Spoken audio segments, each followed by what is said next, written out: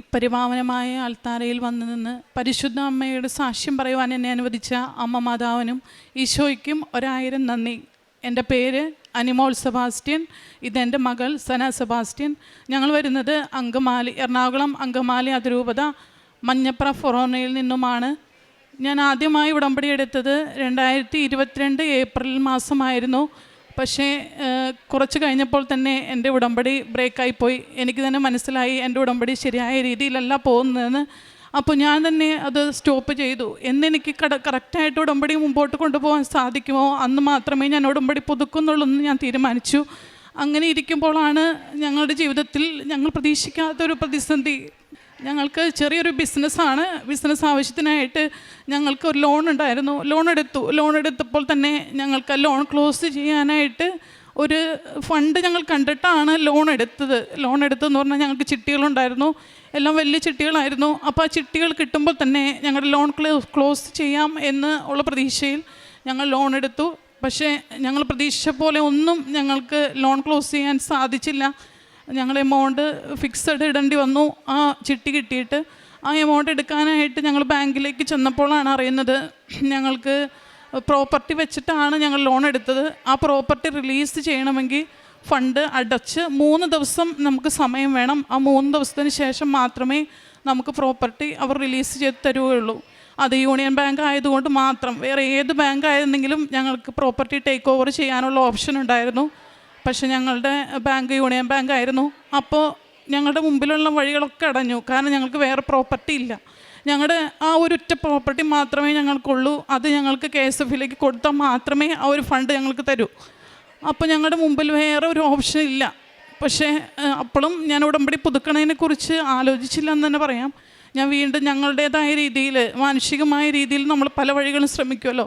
ആ വഴികളെല്ലാം ഞങ്ങൾ നോക്കി. ഏകദേശം ഒരു വർഷത്തോളം ഞങ്ങൾ ആ പ്രശ്നത്തിൻ്റെ പുറകെ ഞങ്ങൾ നടന്നു.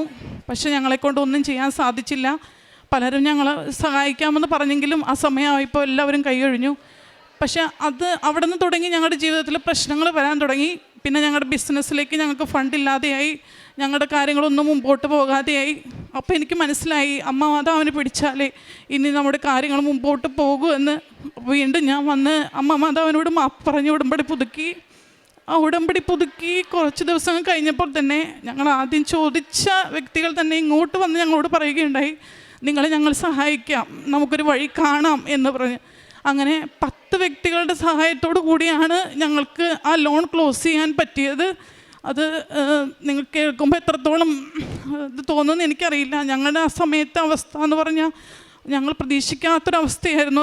അതിനെ ഫേസ് ചെയ്യാന്ന് പറഞ്ഞാൽ അതിനേലും ബുദ്ധിമുട്ടായിരുന്നു. പക്ഷേ ഞാൻ അമ്മയോട് ഉടമ്പടിയിൽ ശക്തമായിട്ട് പ്രാർത്ഥിച്ചുകൊണ്ടിരുന്നു. എല്ലാ ദിവസവും പള്ളിയിൽ പോയി ഞങ്ങൾ 2 പേരും, ഹസ്ബൻഡ് ആദ്യം പള്ളിയിൽ വരാൻ ഇച്ചിരി മടിയൊക്കെ ആയിരുന്നു. പിന്നെ ഞങ്ങൾ 2 പേരും ഒരുമിച്ച്, മോളും കൂടി വരും. ഞങ്ങൾ 3 പേരും കൂടിയാണ് പള്ളിയിൽ പോയി പ്രാർത്ഥിച്ചുകൊണ്ടിരുന്നത്.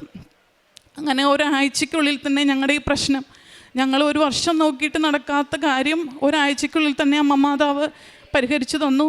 ആ പ്രശ്നം പരിഹരിക്കുന്നതിന് മുമ്പ് തന്നെ ഞാൻ അമ്മയോട് പറഞ്ഞു, അമ്മേ ഞാൻ അഖണ്ഡ ജപമാല റാലിയിൽ ഞാൻ പങ്കെടുത്തോളാം. അമ്മ എന്നെ സഹായിച്ചാലും ഇല്ലെങ്കിലും ഞാൻ ഈ റാലിയിൽ പങ്കെടുക്കും. എനിക്ക് ശരിക്കും നടക്കുക എന്നുള്ള 10 മിനിറ്റ് കൂടുതൽ പോലും എനിക്ക് നടക്കാൻ പറ്റില്ല. കാരണം വെരിക്കോസ് വെയിൻ്റെ പ്രോബ്ലം ഉണ്ട്. അത് എന്നെ വല്ലാതെ ബുദ്ധിമുട്ടിക്കുന്നുണ്ട്. എനിക്ക് നടക്കുമ്പോൾ ഭയങ്കര കാലുവേദനയാണ്. പക്ഷെ ഞാൻ അമ്മയോട് പറഞ്ഞു, അമ്മയെ എനിക്ക് നടക്കാൻ സാധിക്കണമെങ്കിൽ അമ്മ എൻ്റെ കരം പിടിക്കണം, എങ്കിലേ എനിക്ക് നടക്കാൻ സാധിക്കൂ. പക്ഷെ ഞാൻ വരും, ഞാൻ എങ്ങനെയായാലും ഉടമ്പടി റാലിയിൽ ഞാൻ പങ്കെടുക്കും, ജപമാല റാലിയിൽ ഞാൻ പങ്കെടുക്കും അമ്മയെന്ന് പറഞ്ഞ് തന്നെ ഞാൻ പ്രാർത്ഥിച്ചു. അതുപോലെ തന്നെ ശരിക്കും ഒക്ടോബർ 26-ാം തീയതി 2024 ജപമാല റാലി 26-ാം തീയതിക്ക് മുമ്പ്, കറക്റ്റ് ഒരാഴ്ച മുമ്പ് തന്നെ ഞങ്ങളുടെ ഈ പ്രശ്നം അമ്മ പരിഹരിച്ചു തന്നു. വളരെ സന്തോഷത്തോടു കൂടി തന്നെ ഞാൻ ആ ജപമാല റാലിയിൽ 1 മിനിറ്റ് പോലും ഇരിക്കാതെ തുടക്കം മുതൽ അവസാനം വരെ ഞാൻ ജപമാല ചൊല്ലി ആ ജപമാല റാലി ഞാൻ പൂർത്തിയാക്കി. അതൊരു സാക്ഷ്യമാണ്, എൻ്റെ ആദ്യത്തെ സാക്ഷ്യം. രണ്ടാമതായിട്ട് എൻ്റെ മകളുടെ സാക്ഷ്യമാണ്. ഇതും കഴിഞ്ഞ വർഷം 10ാം ക്ലാസ് പാസ്സായതാണ്. സാക്ഷ്യം പറയാൻ വൈകിപ്പോയതിലും അമ്മയോട് ഞാൻ മാപ്പ് ചോദിക്കുകയാണ്. എൻ്റെ മകൾ കഴിഞ്ഞ വർഷം 10ാം ക്ലാസ് പരീക്ഷ എഴുതി. അവൾക്ക് മാത്സ് എന്ന വിഷയം കേൾക്കുമ്പോൾ തന്നെ പേടിയാണ്, കരച്ചില്ല, പഠിക്കില്ല. മാത്സ് എടുക്കുമ്പോൾ പറയും വേറെ ഏതെങ്കിലും വിഷയം ഞാൻ പഠിച്ചോളാം, പക്ഷെ മാത്സ് പഠിക്കണ കാര്യം മാത്രം അമ്മ എന്നോട് പറയരുത്. അതെനിക്ക് പറ്റില്ല അമ്മ, ബാക്കി എല്ലാ വിഷയത്തിനും ഞാൻ മാർക്ക് മേടിക്കും, പക്ഷെ മാത്സിന് എനിക്ക് പറ്റില്ല. ശരിക്കും പറഞ്ഞ പാസ് മാർക്ക് പോലും കിട്ടാത്ത എക്സാമുകൾ ഉണ്ടായിരുന്നു. അപ്പോഴൊക്കെ ഞാനിങ്ങനെ കരഞ്ഞ് പ്രാർത്ഥിക്കും, അമ്മ നീ അവളുടെ വിശ്വാസം നഷ്ടപ്പെടുത്താതെ അമ്മ നീ ഒന്ന് സഹായിച്ചേക്കണേന്ന് ഞാൻ എപ്പോഴും പ്രാർത്ഥിക്കും. അപ്പോൾ ഇവളും പ്രാർത്ഥിക്കുന്നുണ്ട്, ഉടമ്പടി വസ്തുക്കളൊക്കെ ഇവൾക്ക് ഞാൻ കൊടുക്കണുണ്ട്. അങ്ങനെ പ്രാർത്ഥിച്ച് ഇവൾക്ക് പരീക്ഷ എഴുതി. പരീക്ഷയ്ക്ക് പോകുമ്പോൾ ഉടമ്പടി തൈലം ഞാൻ ഇവളുടെ നെറ്റിയിൽ കുരിശ് വരച്ച് പ്രാർത്ഥിച്ചാണ് ഇവൾ പരീക്ഷയ്ക്ക് വിടുന്നത്. ഉടമ്പടി ഉപ്പ് ഞാൻ കൊടുത്തു വിടും. അങ്ങനെ ഇവൾ നന്നായി തന്നെ പരീക്ഷ എഴുതി കഴിഞ്ഞ് വന്നപ്പോഴും ഇവൾക്ക് മാത്സിൻ്റെ പരീക്ഷ കഴിഞ്ഞ് അന്ന് ഇവൾ ഭയങ്കര കരച്ചിലാണ്. എന്നോട് പറയും, അമ്മേ എനിക്ക് മാത്സ് പരീക്ഷ പാടായിരുന്നു, ഞാൻ എനിക്ക് അമ്മ മാർക്ക് അതിനമ്മ പ്രതീക്ഷിക്കരുത്, ബാക്കി എല്ലാത്തിനും എനിക്ക് A+ കിട്ടുമായിരിക്കും, പക്ഷെ മാത്സിന് അമ്മ പ്രതീക്ഷിക്കരുത്, എനിക്ക് മാത്സ് പാസ്സാവുമെന്ന് തന്നെ എനിക്ക് പേടി എന്നാണ് ഇവൾ പറയണേ. അപ്പോൾ ഞാൻ പറഞ്ഞു, മോനെ നീ പേടിക്കണ്ട, മാത്സിന് മാർക്ക് ഉണ്ടാവും, അമ്മ തരും. അങ്ങനെ പറഞ്ഞ് റിസൾട്ട് വന്നപ്പോൾ 98% മാർക്ക്, 9 വിഷയങ്ങൾക്ക് A+ഉം മാത്സിന് A ഗ്രേഡും നൽകി പരിശുദ്ധ അമ്മ ഞങ്ങളെ അനുഗ്രഹിച്ചു. അടുത്തതായിട്ട് എനിക്ക് ഉടമ്പടി നേർച്ച വസ്തുക്കൾ വഴി ലഭിച്ച സാക്ഷ്യമാണ്. എനിക്ക് വല്ലാത്ത മുട്ടുവേദന, പെട്ടെന്നൊരു ദിവസം മുട്ടുവേദന. ആ മുട്ടുവേദന വന്നപ്പോൾ അസഹ്യമായ വേദന. നമുക്ക് സ്ത്രീകൾക്കറിയാം, മുട്ടുവേദന വന്നു കഴിഞ്ഞാൽ നമുക്ക് ഒരു ജോലിയും ചെയ്യാൻ പറ്റാത്ത ബുദ്ധിമുട്ടാണ്. ആ വേദന വന്നപ്പോൾ ഞാനിങ്ങനെ സന്ധ്യാപ്രാർത്ഥനയ്ക്ക് ഞാനിങ്ങനെ പ്രാർത്ഥിക്കാൻ, എൻ്റെ അമ്മേ എനിക്ക് ഈ മുട്ടുവേദന വെച്ചിട്ട് ഒരു ജോലിയും ചെയ്യാൻ പറ്റണില്ല, എന്നെ സഹായിക്കാനായിട്ട് വീട്ടിലെനിക്ക് പാരൻസ് വേറെ ആരും ഇല്ല, ഞങ്ങൾ 3 മക്കളും ഹസ്ബൻഡും ഞാനുമാണ് ഉള്ളത്. അപ്പോൾ എനിക്ക് ജോലി എടുക്കാതിരിക്കുക എന്ന് പറഞ്ഞ ഒരു ഓപ്ഷൻ ഇല്ല. അപ്പോൾ അമ്മ എന്നെ ഒന്ന് സഹായിക്കമ്മ എന്ന് ഞാനിങ്ങനെ പ്രാർത്ഥിച്ചു. ഉടമ്പടി നേർച്ച വസ്തു, ഉടമ്പടി തൈലം ഞാൻ പുരട്ടി പ്രാർത്ഥിച്ചു. അതിന് ശേഷം എനിക്ക് അത്രയും ശക്തമായ മുട്ടുവേദന എനിക്ക് വന്നിട്ടില്ല. ആ വേദന പിറ്റേ ദിവസം എവിടെ പോയെന്നറിയാത്ത വിധം പരിശുദ്ധ അമ്മ എനിക്ക് സൗഖ്യം നൽകി. പിന്നെ എൻ്റെ ഉടമ്പടി ജീവിതത്തിലെ കാരുണ്യ പ്രവർത്തികൾ എന്ന് പറഞ്ഞാൽ, ഞാൻ തൊട്ട് അടുത്ത് തന്നെ ഒരു സിസ്റ്റേഴ്സ് നടത്തുന്ന ഒരു മെൻ്റൽ റിട്ടയർഡായിട്ടുള്ള ചേച്ചിമാരെ താമസിക്കുന്നൊരു സ്ഥാപനമുണ്ട്. അവിടെ ഞാൻ മിക്കവാറും 15 ദിവസം കൂടുമ്പോൾ ഞാൻ പോവാറുണ്ട്. അവർക്കിടെ റൂമുകളും ബാത്റൂമും ഒക്കെ ക്ലീൻ ചെയ്ത് കൊടുക്കാനും അവർക്ക് ആവശ്യമായ എന്തെങ്കിലും ഫുഡ്, മിക്കവാറും എൻ്റെ കൈകൊണ്ടുണ്ടാക്കിയോ പായസമോ സ്നാക്സോ എന്തെങ്കിലും ഫുഡും കൊടുക്കാറുണ്ട്. അങ്ങനെ എന്തെങ്കിലുമൊക്കെ ഞാൻ കൊണ്ടുപോയി അവർക്ക് കൊടുക്കുകയും അവരെ കാണുകയൊക്കെ ചെയ്യാറുണ്ട്. സിസ്റ്റേഴ്സിനും ഒക്കെ ആയിട്ട് എന്തെങ്കിലുമൊക്കെ സഹായങ്ങൾ ഞാൻ ചെയ്യാറുണ്ട്. പിന്നെ നമ്മുടെ വീട്ടിൽ വരുന്നവരെ ആരെയും ഭക്ഷണത്തിനായിട്ടായാലും അല്ലാതെയായിട്ടായാലും വരുന്നവരെ ആരെയും ഞാൻ നിരാശപ്പെടുത്താറില്ല. എന്നെക്കൊണ്ട് സാധിക്കാവുന്ന വിധത്തിൽ ചെറുതായാലും ഞാൻ എന്തെങ്കിലും കൊടുത്തേ അവരെ വിടാറുള്ളൂ. അതാണ് പ്രേക്ഷിത പ്രവർത്തനമായിട്ട്. പിന്നെ ഞാൻ ചെയ്യുന്നത് പത്രം വാങ്ങിക്കൊണ്ട് പോകാറുണ്ട്. പത്രം കൊണ്ടുപോയിട്ട് ഞാൻ മിക്കവാറും ഓട്ടോറിക്ഷ സ്റ്റാൻഡിലും ബസ് സ്റ്റാൻഡിലും ഒക്കെ കൊടുക്കാറുണ്ട്. തൊട്ടടുത്തും ഞാൻ പത്രം വീടുകളിലും ഞാൻ കൊണ്ടുപോയി കൊടുക്കാറുണ്ട്. പരിശുദ്ധമ്മ നൽകിയ അനുഗ്രഹങ്ങൾ ഞാൻ എല്ലാവരോടും പറഞ്ഞു തന്നെയാണ് പത്രം കൊടുക്കാറ്. ഇടയ്ക്ക് എൻ്റെ മക്കളെയും കൂട്ടിയിട്ടാണ് ഞാൻ പത്രപ്രവർത്തനത്തിന് പോകാറുള്ളത്. അവർക്കും വളരെ വിശ്വാസമാണ്. ഇവൾ പറയുക, എന്നോട് ഇടയ്ക്ക് ചോദിക്കും, അമ്മ എനിക്ക് എങ്ങനെ ഈ മാർക്ക് കിട്ടിയെന്ന് അമ്മ വിചാരിക്കണേ, ഞാൻ എഴുതിയിട്ടല്ല, എനിക്കങ്ങനെ മാർക്ക് കിട്ടാനായിട്ട് ഞാനൊന്നും എഴുതിയിട്ടില്ല. അങ്ങനെ അവൾക്കും മാതാവിനോട് വലിയ വിശ്വാസമാണ്. ഇപ്പോഴും അവൾ നേർച്ച വസ്തുക്കൾ ഉപയോഗിക്കുകയും മാതാവിനോട് ശക്തിയായി പ്രാർത്ഥിക്കുകയും ചെയ്യുന്നുണ്ട്. എൻ്റെ അമ്മ മാതാവ് ഈശോയും ഞങ്ങൾക്ക് നൽകിയ ഈ വലിയ അനുഗ്രഹത്തിന് പരിശുദ്ധ അമ്മയ്ക്കും ഈശോയ്ക്കും ഞാൻ കോടാനുകൂടി നന്ദി പറയുന്നു. മലാക്കി പ്രവാചകൻ്റെ പുസ്തകം 3-ാം അധ്യായം 17-ാം തിരുവചനം. സൈന്യങ്ങളുടെ കർത്താവ് അരുളി ചെയ്യുന്നു, അവർ എൻ്റേതായിരിക്കും, ഞാൻ പ്രവർത്തിക്കുന്ന ദിവസം അവർ എൻ്റെ പ്രത്യേക അവകാശമായിരിക്കും. പിതാവ് തന്നെ സ്നേഹിക്കുന്ന സേവിക്കുന്ന പുത്രനെ എന്ന പോലെ ഞാൻ അവരെ രക്ഷിക്കും. അനിമോൾ എന്ന ഈ സഹോദരി അമ്മ മകളോടൊപ്പം വന്ന് പ്രത്യക്ഷീകരണ സാക്ഷ്യമയുടെ ഏറ്റുപറയുന്നത് ഈശോ അവർക്ക് ചെയ്തു കൊടുത്ത എല്ലാ അനുഗ്രഹങ്ങൾക്കും കൃപകൾക്കും നന്ദി പറയാൻ വേണ്ടിയാണ്.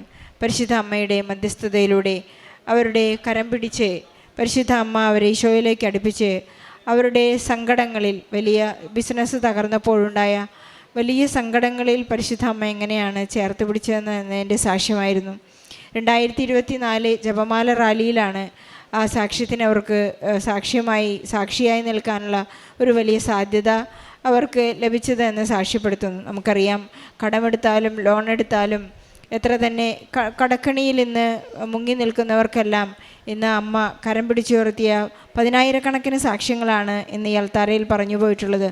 അവർക്കെല്ലാം അവരുടേതായ ഒരു ദൈവാനുഭവം ഈ അൾത്താരയിലേറ്റ് പറയാനുണ്ട്.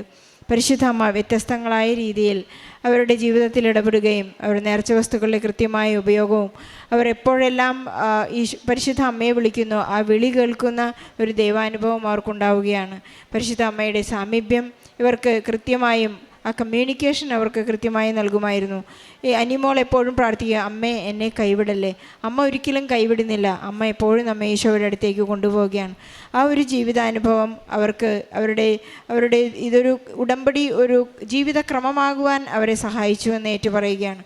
അതുപോലെ തന്നെ മക്കളുടെ വിശ്വാസം വർദ്ധിക്കുവാനും വിശ്വസ്തരായി ജീവിക്കുവാനും മകളുടെ 10ാം ക്ലാസ്സിലെ പരീക്ഷയ്ക്ക് എല്ലാ പ്രാവശ്യവും മാത്സിൽ തോറ്റുപോകുന്ന അല്ലെങ്കിൽ വളരെ ചുരുക്കം മാർക്ക് ലഭിക്കുന്ന ഈ മകളിന്ന് എ ഗ്രേഡ് 10th ക്ലാസ്സിൽ 10th ഫൈനൽ എക്സാമിൽ മാത്സ് എ ഗ്രേഡ് പാസ്സായിട്ടാണ് അവളിവിടെ നിൽക്കുന്നത്.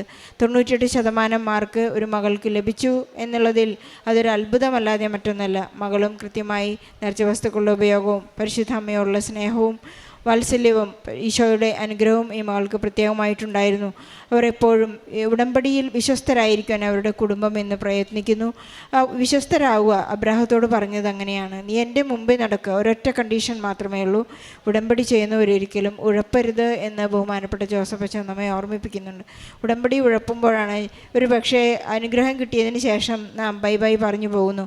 പിന്നീടൊരു തടസ്സങ്ങളോ പ്രതിസന്ധികളോ ഉണ്ടാകുമ്പോൾ ഓടി വരാനുള്ള അല്ലെങ്കിൽ ഈശോ ഒരു പ്രൊവൈഡറാണ് എന്ന് നാം ഒരിക്കലും കരുതരുത്. ഈശോ വിശ്വസ്തനാണ്. വാഗ്ദാനങ്ങളിൽ ദൈവം വിശ്വസ്തനായതുപോലെ തന്നെ നമ്മുടെ വാഗ്ദാനങ്ങളിൽ നമുക്ക് എപ്പോഴും വിശ്വസ്തരായിരിക്കാം. അനിമോളിനും കുടുംബത്തിനും ലഭിച്ച എല്ലാ അനുഗ്രഹങ്ങൾക്കും നന്ദി പറഞ്ഞുകൊണ്ട് ഈ വർഷം 10ാം ക്ലാസ്സിൽ പഠിക്കുന്ന എല്ലാ മക്കളെയും നിയോഗങ്ങളെ ചേർത്ത് വെച്ച് നമുക്ക് പ്രാർത്ഥിക്കാം. അതുപോലെ തന്നെ കടക്കണിയിലായിരിക്കുന്ന മക്കളെ ലോൺ എടുത്തിട്ട് അടയ്ക്കാൻ സാധിക്കാത്തവരുടെയും നിയോഗങ്ങളെ സമർപ്പിച്ച് പ്രാർത്ഥിച്ചുകൊണ്ട് ഈശോയ്ക്കും പരിശുദ്ധ അമ്മയ്ക്കും നല്ലൊരു കയ്യടി നൽകി സാക്ഷി നമുക്ക് സമർപ്പിക്കാം. അത്യപൂർവ ദൈവാനുഭവങ്ങൾ ഇനി നിങ്ങൾക്കും സ്വന്തം. ഈ യൂട്യൂബ് ചാനൽ ഇതുവരെ സബ്സ്ക്രൈബ് ചെയ്തിട്ടില്ലെങ്കിൽ ഇപ്പോൾ തന്നെ സബ്സ്ക്രൈബ് ചെയ്യുക. ഈ വീഡിയോ ഇപ്പോൾ തന്നെ നിങ്ങളുടെ സുഹൃത്തുക്കൾക്ക് ഷെയർ ചെയ്തുകൊണ്ട് കർത്താവിൻ്റെ പ്രേക്ഷിതരാകുക.